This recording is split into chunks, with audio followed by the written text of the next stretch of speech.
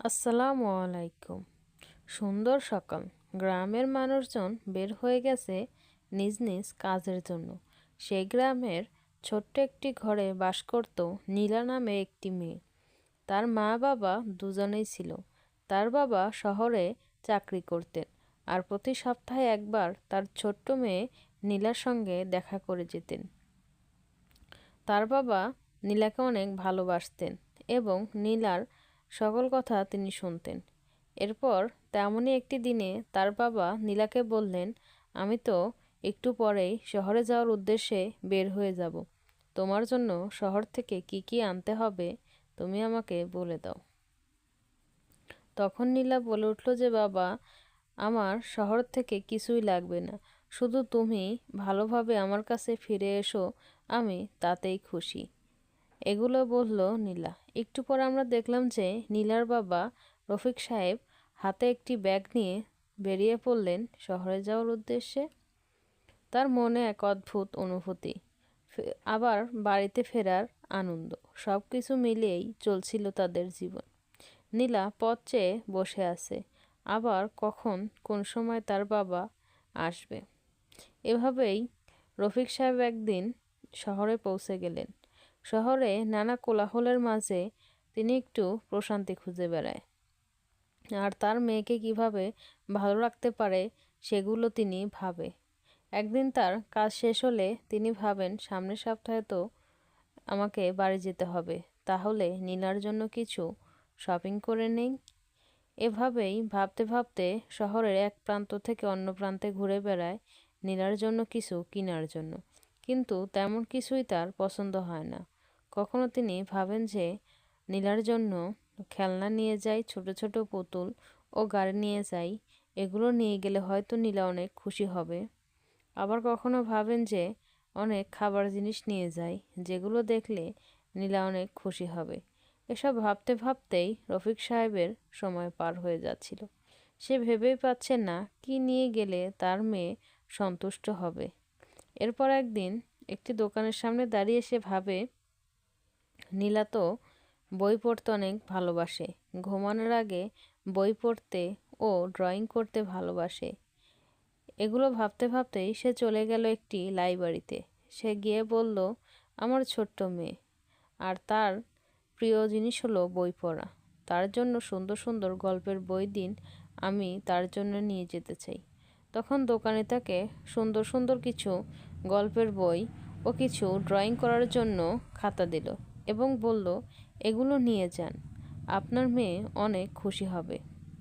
এরপরে আমরা দেখলাম যে রফিক সাহেব তার মেয়ের জন্য কিছু বই ও কিছু ড্রয়িংয়ের জিনিসপত্র নিয়ে আবারও বেরিয়ে পড়ল বাড়ি যাওয়ার উদ্দেশ্যে।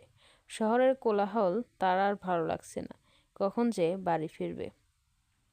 তাই সে শর্টকাট রাস্তা নেওয়ার জন্য জঙ্গলের মধ্যে দিয়েই ভাবলেন, এখান থেকে বাড়ি গেলে হয়তো তাড়াতাড়ি পৌঁছাবো। কিন্তু জঙ্গলে যখনই পৌঁছালেন তখন দেখতে পেলেন যে তিনজন ডাকাত অনেক অস্ত্র নিয়ে দাঁড়িয়ে আছে। তাদের একজনের হাতে ছিল অনেক বড় একটি তলোয়ার, আরেকজনের হাতে ছিল একটি পুরনো দিনের একটি অস্ত্র। সকলের চেহারা ছিল অনেক ভয়ানক। তখন একজন ডাকাত দলের সর্দার বলে উঠলেন যে, যা কিছু আছে আমাদেরকে দিয়ে দাও, কোনো ধরনের চিৎকার চেঁচামেচি করবে না, যদি কোনো সমস্যা করো তাহলে তোমাকে মেরে ফেলব। তখন রফিক সাহেব বলে উঠলেন যে, আমার কাছে যা আছে সব তোমরা নিয়ে নাও, শুধু আমার মেয়ের জন্য শহর থেকে যেই বই আর পেন্সিলগুলো আর খাতা এনেছি সেগুলো দিয়ে যাও। তখন ডাকাতের দলের সর্দার বলে উঠল যে, তোকে যে তোর প্রাণ ভিক্ষা দিচ্ছি এটাই অনেক, এটা নিয়েই তুই এখানে পড়ে থাক।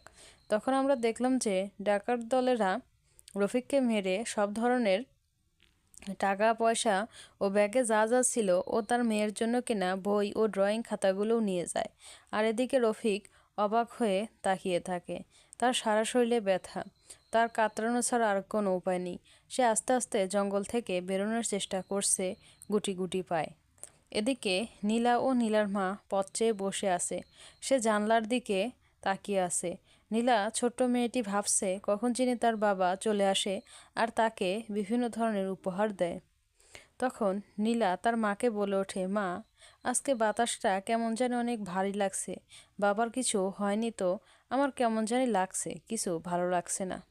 তখন নীলার মা বলে উঠল যে কিচ্ছু হবে না, কিছুক্ষণের মধ্যেই তোমার বাবা চলে আসবে আর তোমাকে অনেক সারপ্রাইজ দেবে, আর তারপরে তোমাকে অনেক আদর করবে ও ভালোবাসবে। তুমি নিশ্চিন্তে ঘুমিয়ে পড়ো, তোমার বাবা আসলে ডেকে দেব। তার বাবা রাতে বাড়ি ফেরেনি। তারপরের দিন সকাল হলো, ভোর হলো, কিন্তু নীলার বাবার কোনো খোঁজখবর পাওয়া গেল না। একটু পরেই একজন গরুর গাড়ি নিয়ে জঙ্গলের পথে যেতে লাগছিল। তখন সে দেখতে পেল যে একজন লোক সেখানে পড়ে আছে। সে তখনই জোরে জোরে বলতে লাগলো যে নিশ্চয় এটি ডাকাতের দল, নিশ্চয় এটি ডাকাতের দল। দেখি মানুষটি এখনো বেঁচে আছে কিনা, না ডাকাতেরা মেরে ফেলেছে।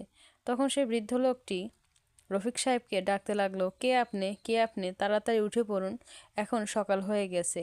আপনার সাথে ডাকাতেরা কি করেছে আমাকে খুলে বলুন। তারপর রফিক সাহেব গায়ে প্রচণ্ড ব্যথা, বিভিন্ন জায়গায় মেরেছে, তাই সেখানে ব্যথা, আর বলছে আমার মেয়ে নীলা, আমার মেয়ে নীলার বইগুলো সব নিয়ে গেল, আর বিভিন্ন ধরনের কথা বলতে থাকলো। তখন সেই বৃদ্ধটি বলে উঠল যে আপনার বই নিয়েছে, জিনিসপত্র নিয়েছে, কিন্তু আপনাকে তো প্রাণে বাঁচিয়েছে, চলুন আপনাকে আপনার বাড়ি দিয়ে আসি। তখন আমরা দেখলাম যে সে বৃদ্ধ লোকটি রফিক সাহেবকে নিয়ে একটি গরুর গাড়িতে করে তার বাড়ির দিকে পৌঁছালেন।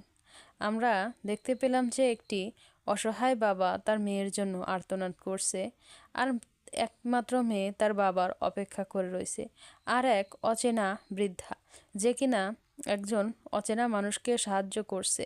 আমাদের সকলেরও উচিত চেনা অচেনা সকল মানুষকে সাহায্য করা। গরুর গাড়ি আর চাকার শব্দ, ঘর্ষণ হচ্ছিল।